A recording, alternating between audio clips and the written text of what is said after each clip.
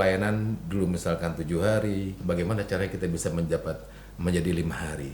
Nah dari 5 hari bisa menjadi 3 hari sampai dengan coba kita coba sama-sama kita lihat. Karena bagaimanapun adalah temuan yang berulang itu selalu administrasi. Bekerjalah sesuai dengan tugas pokok dan fungsinya masing-masing. Gunakan anggaran sesuai dengan ada di DIPA kita. Jangan coba-coba macam-macam, lompat pagar atau seperti apa. Karena apa yang kita laksanakan sekarang, kita harus mempertanggungjawabkan.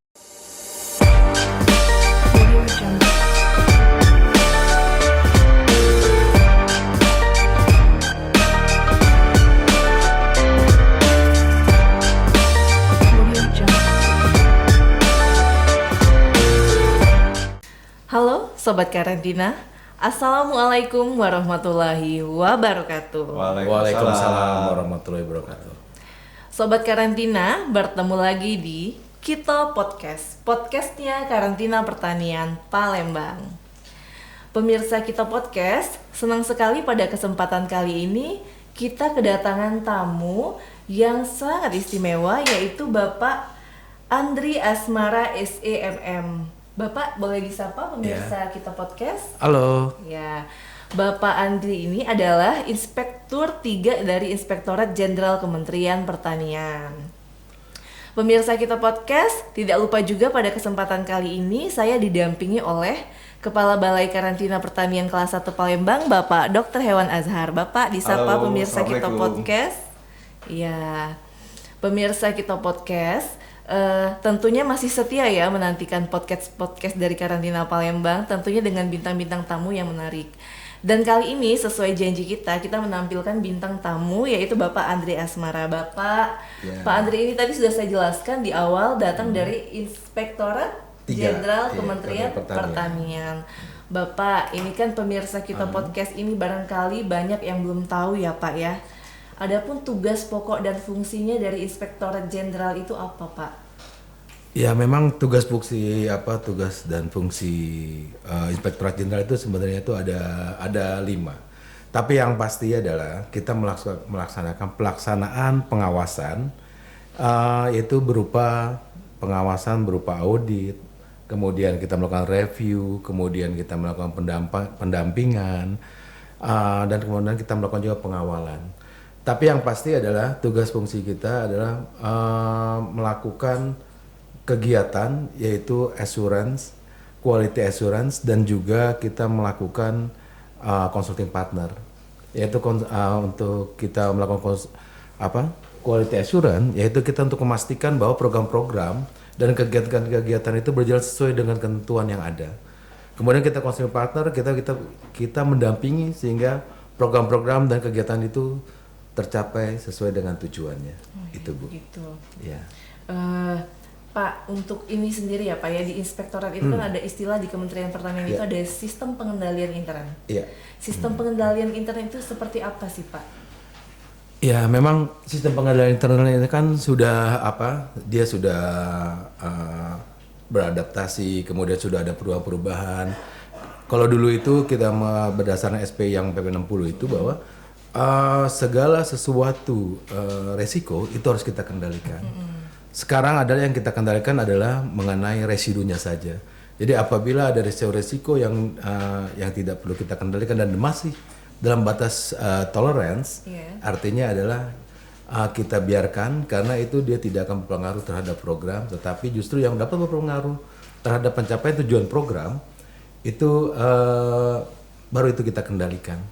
Nah jadi sekarang itulah yang perubahannya. Tapi ada begini, karena selama ini adalah yang kita lakukan adalah SP itu yang tadi juga saya pernah tadi bincang juga dengan Pak Kepala, bahwa artinya adalah sepanjang itu resiko itu sudah tidak ada, berarti di mana SPI-nya. Jadi yang saya harapkan juga bahwa di karantina ini ada karena dia basicnya pelayanan yang paling bagus, basicnya pelayanan. Maka saya harapkan juga bahwa target-target yang telah kita capai, adanya kita tidak sampai di situ dan kita tidak puas sampai di situ. Tetapi bagaimana kita bisa juga kita juga bisa meningkatkan juga daripada target-target yang lainnya. Ya seperti misalkan pelayanan dulu misalkan 7 hari, bagaimana caranya kita bisa menjadi 5 hari. Nah dari 5 hari bisa menjadi 3 hari sampai dengan dia batas yang sampai batasnya. Sehingga disitulah pelayanan karantina itu dapat berjalan secara optimal.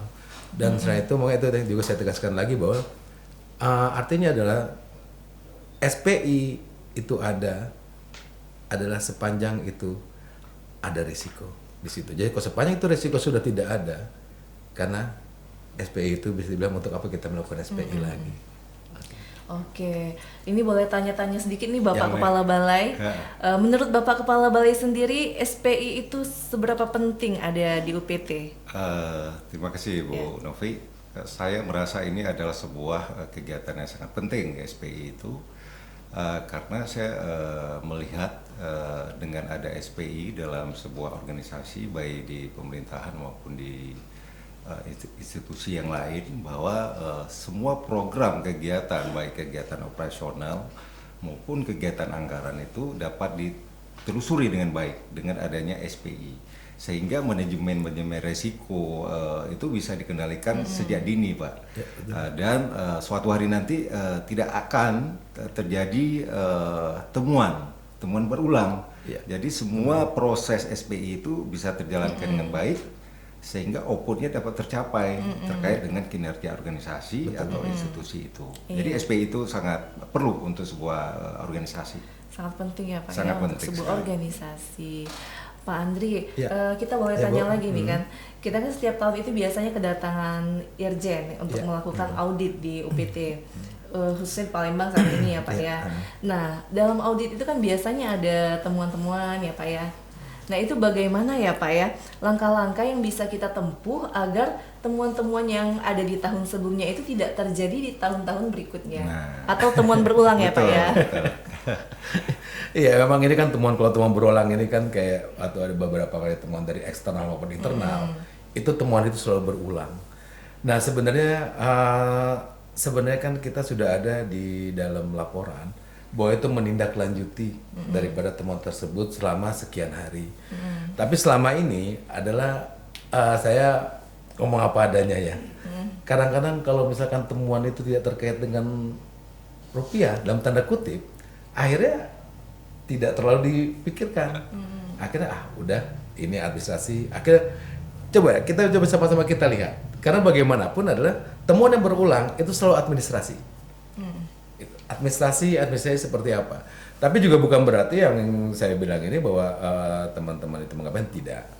Tetapi juga sebenarnya juga dari kami juga seharusnya kami lebih intens lagi Pak melakukan pendampingan, pengawalan harus seperti apa, sehingga pada saat kita melakukan audit, kemudian setelah kita lakukan audit kita juga harus melakukan daripada pengendalian, bukan pengendalian, semacam pemantauan terhadap tindak lanjut hasil pelaksanaan kegiatan tersebut, tidak lanjut terhadap rekomendasi dari hasil audit. Nah seharusnya kita tidak hanya melakukan tindak lanjut saja hasil rekomendasi audit, tetapi kita juga harusnya kita memberikan juga semacam bimbingan bagaimana ini harus tidak terjadi. Karena bagaimanapun kita capek juga ketemuan ini itu lagi kita lama-lama bosan juga. Jadi intinya juga sebenarnya semua pihak ayo kita sama-sama berkolaborasi, yaitu di antara yang auditan maupun di auditor, sehingga itu tadi makanya fungsinya consulting partner. Betul itu. Dan juga bagaimana kita quality assurance kita buat memastikan bahwa itu sesuai dengan ketentuan. Ya, apabila sesuai dengan ketentuan maka itu tidak akan terjadi lagi. Itu. Mungkin kalau kita menerapkan kinerja seperti yang Salam dari Palembang mungkin bisa ya Pak ya. Tadi kita lupa menyapa pemirsa di rumah Bapak dengan Salam dari Palembang. Boleh kita sapa sekarang aja Bapak? Boleh. Salam dari Palembang, Kito Paca. Seperti pemirsa Kito Podcast yang sudah ketahui, Kito Paca itu adalah singkatan dari kerja ikhlas tercapai optimal, profesional, amanah, cermat, akuntabel, dan konsisten. Jadi Pak Azhar mungkin melalui singkatan-singkatan dari Kito Paca itu Bapak ya, mungkin temuan-temuan yang tadi dikatakan sama Pak Irjen itu bisa dieliminir atau bisa dikurangi ya Pak ya. Maaf Bu, ya? Inspektur bukan Irjen. Inspektur. Dari Inspektur Jenderal karena diedit ya Kak. Nggak mau lanjut aja gini. Nggak apa-apa. Oke Bapak, mungkin Bapak Kepala Balai mau menambahkan sedikit lagi? Jadi saya ya sangat-sangat simpatik ya dengan teman-teman Irjen gitu loh. Saya dari dulu tetap berpegang bahwa kalau di beberapa tempat bukan menakuti ya, apa namanya itu kesannya parno kalau didatengin Irjen gitu atau Inspektorat 3 lah dalam rangka audit. Kalau versi saya, kalau semua kita laksanakan dengan baik, makanya Ibu Novi dan teman-teman kalau ada apel atau apa saya sering ngasih motivasi, bekerjalah sesuai dengan tugas pokok dan fungsinya masing-masing, gunakan anggaran sesuai dengan ada di DIPA kita. Jangan coba-coba macam-macam, lompat pagar atau seperti apa. Karena apa yang kita laksanakan sekarang, kita harus mempertanggungjawabkan kepada negara untuk tahun yang akan datang. Saya bilang gitu. Jadi kalau semua rule-nya dapat kita laksanakan dengan baik, tidak perlu kita ketakutan ke depannya. Akan menjadi sebuah temuan karena kita tahu bahwa teman-teman Inspektorat 3 itu adalah fungsinya juga ada fungsi pembinaan di situ, bukan fungsi untuk menemukan sesuatu, gitu loh. Makanya betul, makanya benar-benar bekerja ya sewajarnya sesuai dengan rambu-rambu yang ada, tidak mencoba melanggar undang-undang atau peraturan-peraturan yang sudah digariskan. Jadi luar biasa teman-teman Inspektur 3 menghadapi teman-teman di lapangan, luar biasa. Jadi sebenarnya ya Pak ya, kalau kita bekerja dengan baik, jujur, benar gitu ya Pak ya, dan pertanggungjawabannya juga bagus, kita nggak perlu takut kalau didatangin sama Dirjen untuk melakukan audit. Dan juga setiap ada kesalahan pun kita akan dilakukan pembinaan ya Pak ya. Kan Irjen itu bukan untuk ditakuti. Betul. Tetapi kita sama-sama, karena bagaimanapun adalah kita bicara mengenai visi Kementerian Pertanian. Betul Pak. Seperti itunya kita bersama-sama, kita dalam satu perahu. Memang kita ada tugas fungsinya kita berbeda, itu saja. Tapi kita mempunyai satu visi yang sama. Bagaimana suatu organisasi itu melakukan perbaikan-perbaikan dengan adanya temuan-temuan tadi ya Pak ya. Betul, Iya, oke. Jadi Bu Novi, sekali lagi saya besar harapan dengan ada tim inspektorat, audit atau dalam rangka audit kinerja, benar-benar dapat meningkatkan pola kerja atau peningkatan kinerja kita yang jadi biasa menjadi lebih baik dan menjadi sangat luar biasa. Dan berkat arahan dari Inspektorat 3. Saya pikir seperti itu.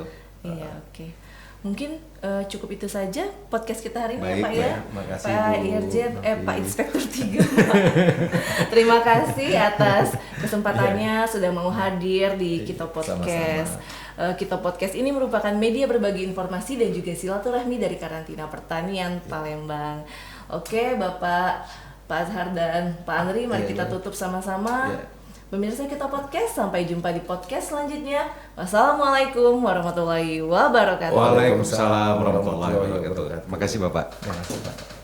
Pak, makasih banyak. Terima kasih.